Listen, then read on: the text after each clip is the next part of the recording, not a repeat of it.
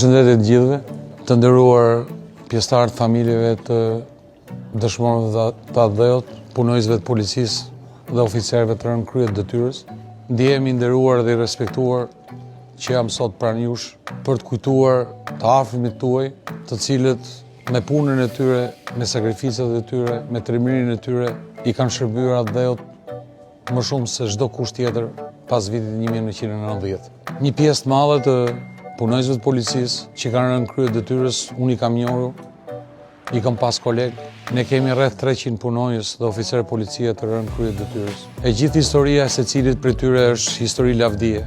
Kanë lënë mbrapa baballar, nëna, bashorte, motra. Gjaku i tyre, sakrifica e tyre, e familjeve tyre që kanë përballuar me dinjitet, e obligon shtetin shqiptar që të kthej kokën her pas here dhe shikoj se çfarë bëhet në pasardhësit e tyre. A ka arrit familja të rikuperohet nga pikpamje psikologjike, arsimore, ekonomike apo jo?